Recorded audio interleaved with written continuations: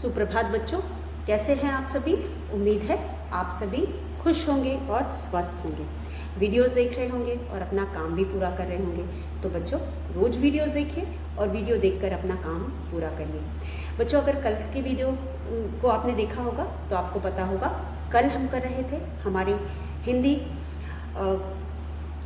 पाठ्य पुस्तक खुलते पंख का पाठ 18। बच्चों पाठ 18 है, पाठ 18 है मंगरू, चंद्र बिंदु ग र पे बड़े की मात्रा। तो बच्चों इस पाठ में हमने चंद्र बिंदु की मात्राओं को पढ़ा और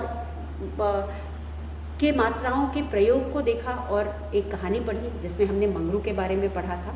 तो बच्चों प्रश्नोत्तर भी हमने कर लिया था और पाठ का अभ्यास भी हमने कर लिया था। और कल के वीडियो में बच्चों हमने किया था हमारे पृष्ठ संख्या 77 में जो वचन दिया है यानी पढ़ो और लिखो दिया है, जिसमें हमें वचन के कुछ अभ्यास दिए गए हैं, जिसमें हमने तितली, मछली, बकरी और अंगूठी शब्द के वचन बदले थे। तो बच्चों ये जो शब्द दिए गए हैं ये सभी एक वचन है, यानी कि एक है, एक संख्या में है और इसके का हमने वचन बदला था, वचन बदल करके अनेक बनाया था। तो तितली एक तो हम उसे तितली कहते हैं और जब वो अनेक हो जाती है तो हम उसे तितलियाँ कहते हैं। मछली एक है तो मछली कहते हैं और जब वह अनेक हो जाती है तो हम उसे मछलियाँ कहते हैं, यानी एक से अधिक, यानी हम उसे मछलियाँ कहते हैं। उसी तरह बकरी बकरियाँ हो जाता है और अंगूठी अंगूठियाँ हो जाता है। तो इन शब्दों के साथ हमने वचन के बारे में जाना। बच्चों वचन मतलब संख्या, नंबर, वह शब्द जिससे हमें संज्ञा शब्दों की संख्या पता चले उसे हम वचन कहते हैं। तो बच्चों वचन कितने प्रकार के होते हैं? वचन 2 प्रकार के होते हैं, एक और अनेक। तो कल हमने वचन पढ़ा था। वचन क्योंकि पाठ के अंत में वचन के कुछ अभ्यास दिए गए हैं जिसमें हमें वचन बदलने थे, इसलिए हम एक बार यहाँ पे वचन को पढ़ करके समझने की कोशिश कर रहे हैं। तो इस पाठ में बच्चों हमें वचन से संबंधित कुछ शब्द दिए थे जिसमें हमने दिए गए शब्दों के वचन भी बदल करके दिया हुआ था।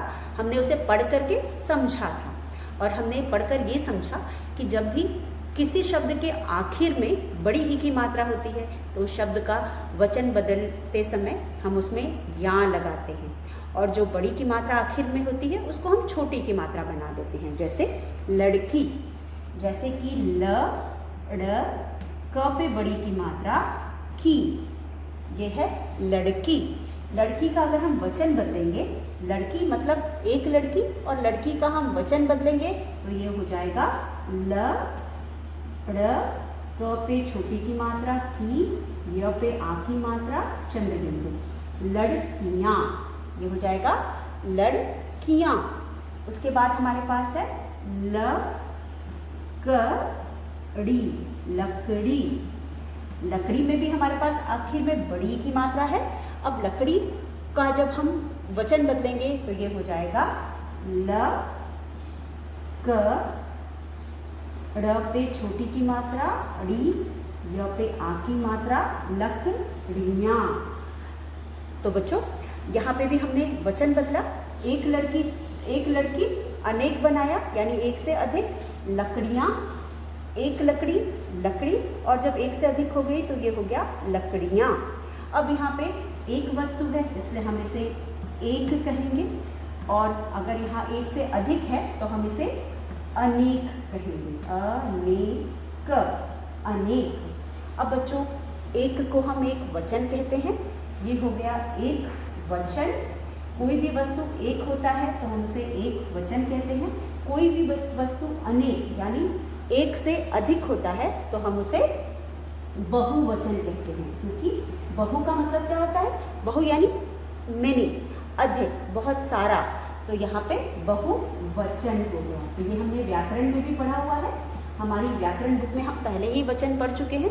तो वचन का मतलब संख्या, नंबर, वह शब्द जिससे हमें किसी भी वस्तु की संख्या के बारे में पता चलता है। तो यहाँ पे बच्चों वचन यानी कि संख्या, एक वचन, कोई भी वस्तु एक, और एक से अधिक यानी कि अनेक। कुछ उदाहरण भी हमने देखा, लड़की, लड़कियाँ। जब हमने लड़की को लड़कियाँ क्यों किया? इसलिए किया क्योंकि जो यहाँ पे आखिरी मात्रा है वो बड़ी ई की मात्रा है। तो किसी भी शब्द के आखिर में जब बड़ी की मात्रा होती है तो हम उसमें या लगाते हैं और वो बड़ी की मात्रा क्या हो जाती है, छोटी की मात्रा बन जाती है। उसी तरह से लकड़ी ड़ी है और लकड़ियाँ हो जाएगा, बड़ी की मात्रा छोटी की मात्रा हो जाएगी, य पे चंद्र बिंदु लग जाएगा, ये लकड़ियाँ हो जाएगा। अब बच्चों आप जब भी एक वचन से दूसरे वचन में बदलते हैं और बड़ी की मात्रा वाले का वचन बदलते हैं तो आप अक्सर गलतियाँ करते हैं और आप क्या करते हैं, आप इस मात्रा को बड़ी ही रहने देते हैं और यहाँ लगा देते हैं। जब इस मात्रा को आप बड़ी ही रहने देंगे और यहाँ लगा देंगे तो ये क्या हो जाएगा, अगर आप मात्रा में इसको नहीं बदलेंगे तो ये रॉन्ग हो जाएगा। यहाँ पे भी अगर इस मात्रा को आप नहीं बदलेंगे तो ये रॉन्ग हो जाएगा, यहाँ लगाने पर भी आपको रॉन्ग हो जाएगा, आपको 0 मिलेगा। इसीलिए आप जब भी एक वचन से बहुवचन बनाएंगे तो आप इस बात का ध्यान देंगे कि आपको यहाँ पे इन शब्दों में मात्रा को भी छोटी ई करना। किस मात्रा को छोटी ई करना है, आखिरी वाले मात्रा को, शब्द के आखिरी मात्रा को, और किसी मात्रा से हमें कोई मतलब नहीं है। तो यहाँ पे हम इसको करेंगे लकड़ी, लकड़ियाँ। अब चलिए हमने जो भी अभी तक देखा उनको एक बार फिर लिखते हैं। अब यहाँ पे हमारा कल का जो अभ्यास हमने किया था ये है पढ़ो और समझो। ये मैंने कल भी आपको बताया था, लेकिन आप अक्सर गलती करते हो, इसलिए फिर हम एक बार इसे दोहराते हैं। आप अक्सर इसे एक वचन से बहुवचन बनाने में या एक से अनेक बनाने में गलती करते हो, इसलिए एक बार फिर हम इसे पढ़कर देख रहे हैं। पढ़ो और स म झ पर ओ की मात्रा झो, पढ़ो और समझो। तो यहाँ पे उदाहरण के लिए आपने कल देखा था, हमने तितली लिया था, तो आप छोटी की मात्रा ती त ली, तितली। अब जो ये तितली है यहाँ पे बड़ी की मात्रा है। उसी तरह दूसरा जो शब्द तितली पे बड़ी की मात्रा है, उसके बाद बकरी ब क री पे भी बड़ी की मात्रा है। और अगला शब्द था अंगूठी, उस पर भी बड़ी की मात्रा है, अंगूठी, उस पर भी बड़ी की मात्रा है। और उसके बाद है मछली, म छ ली, ये सीक्वेंस ऊपर नीचे हो गया है, मछली ऊपर होगा, लेकिन चलिए करते हैं। इन सभी में बड़ी की मात्रा है, इसलिए जब हम इसको बहुवचन बनाएंगे तो ये हो जाएगा तितली, ती त ली या, ल पे छोटी की मात्रा। तो सबसे बड़ी चीज़ जो हमें ध्यान रखना है, यहाँ तो लगाना है और इस वाली मात्रा को छोटी की मात्रा बनानी है। तो ये हो गया तितलियाँ। उसके बाद बकरी हो गया ब क र पे छोटी की मात्रा री, य पे आ की मात्रा चंद्र बिंदु, बकरियाँ। अंगूठी अ पे चंद्र बिंदु, ग पे बड़े ओ की मात्रा और ठ पे छोटी की मात्रा, क्योंकि हमें बाद में यहाँ लगाना है, तो ये हो जाएगा अंगूठियाँ। उसके बाद हमारे पास है मछली, मछली में भी हम वही करेंगे, म छ ल पर छोटी की मात्रा और य पर आ की मात्रा। तो जितनी भी हमने बड़ी की मात्रा यहाँ देखी थी, तितली, बकरी, अंगूठी, मछली, सभी को हमने क्या कर दिया, सभी को यहाँ पे हमने छोटी की मात्रा बना दी और उसके बाद या लगा दिया। अब इस तरह से आप बड़ी की मात्रा वाले शब्दों को एक की मात्रा, एक वचन से बहुवचन में बदलेंगे, और बड़ी की मात्रा आखिरी वर्ण पे मात्रा होगी, उस पर आप ध्यान देंगे। और जितने भी आखिरी वर्ण पे बड़ी की मात्रा वाले शब्द होंगे उसमें आप छोटी ही लगाएंगे और यहाँ लगा करके उसका एक वचन से बहुवचन बनाएंगे। तो तितली, तितलियाँ, एक तितली, अनेक तितलियाँ, बकरी, एक बकरी, अनेक बकरियाँ, बकरियाँ, अंगूठी, एक अंगूठी, अनेक अंगूठियाँ, मछली, एक मछली, अनेक मछलियाँ। तो इस तरह से ये जो हमने एक वचन वाले शब्द थे उनको यहाँ पे अनेक बना करके हमें दिया गया है। हमने इसे पढ़ा और मुझे उम्मीद है आप सभी को समझ में आ गया होगा। तो बच्चों, इसके बाद आप अपने बुक का पेज पलटिए, पेज नंबर 78, पेज नंबर 78 में अगर आप देख सकते हैं बच्चों, तो हमें किसका चित्र बना हुआ है। पेज नंबर 78 में हमारे पास किस चीज़ का चित्र बना हुआ है। पेज नंबर 78 में हमारे पास यहाँ पे चित्र है ऊंट का। आप सभी देख सकते हो किसका चित्र है, ऊंट का चित्र है।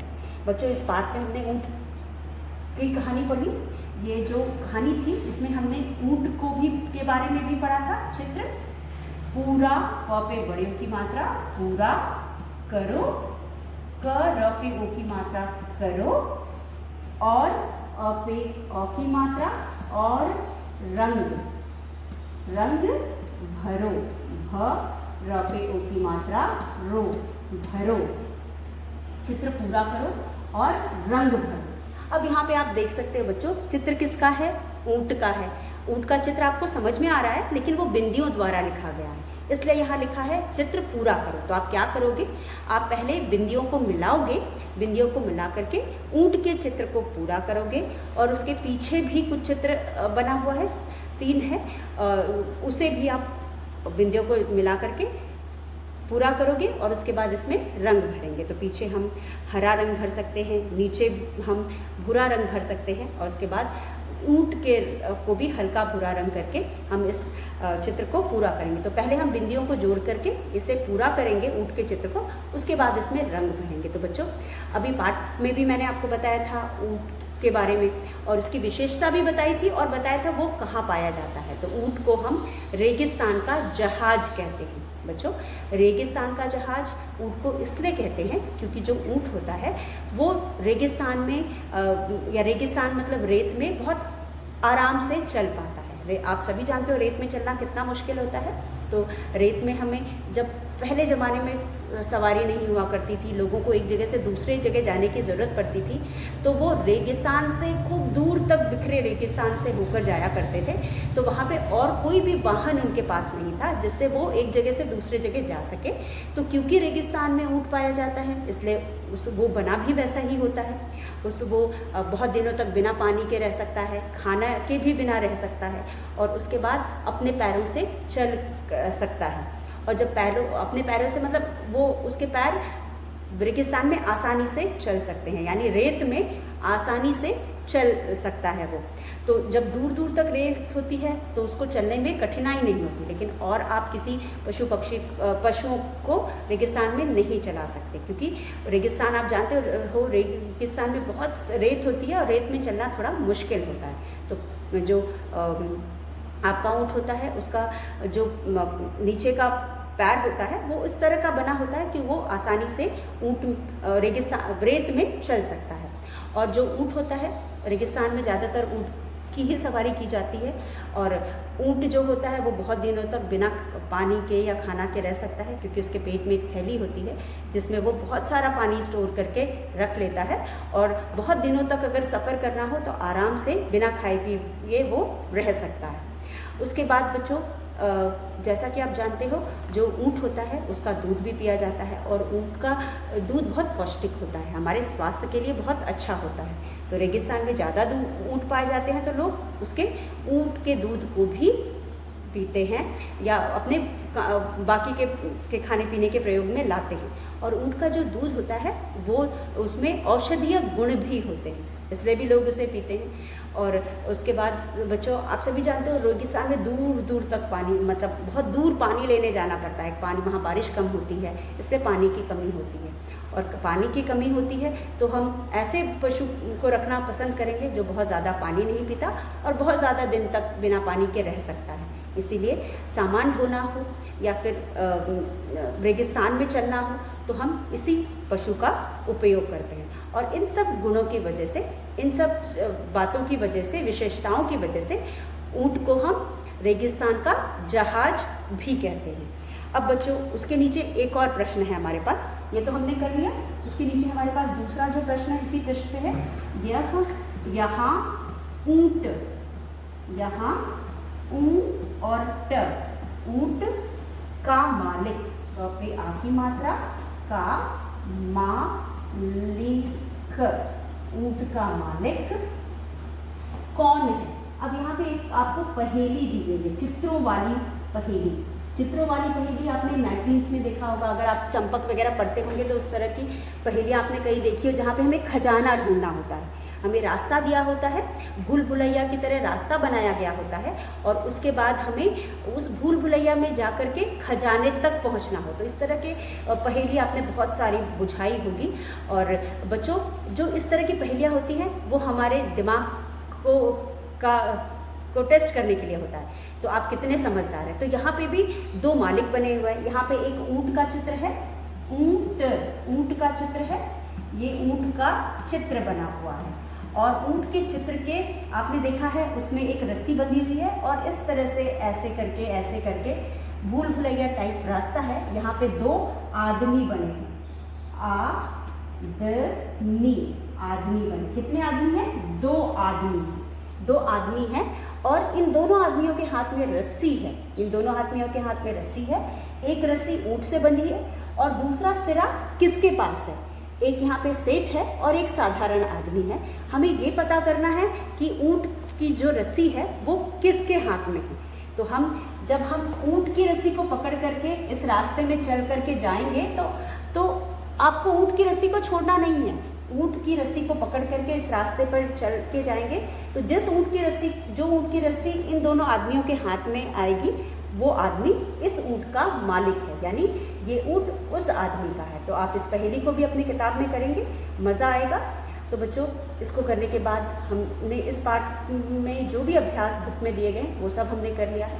अब हमने सिर्फ वाक्य बनाव करना है जो हम अगले वीडियो में करेंगे और उसके अलावा कुछ अभ्यास के कार्य करेंगे जिसमें हम चंद्रबिंदु की मात्रा से संबंधित कुछ अभ्यास कार्य करेंगे। तो बच्चों, आज के लिए बस इतना। इस वीडियो को देख करके जो भी हमने आज पढ़ा है उसे आप दोहरा लीजिएगा। अगले वीडियो में एक बार फिर मिलेंगे, तब तक के लिए धन्यवाद। आप सभी का दिन मंगलमय हो।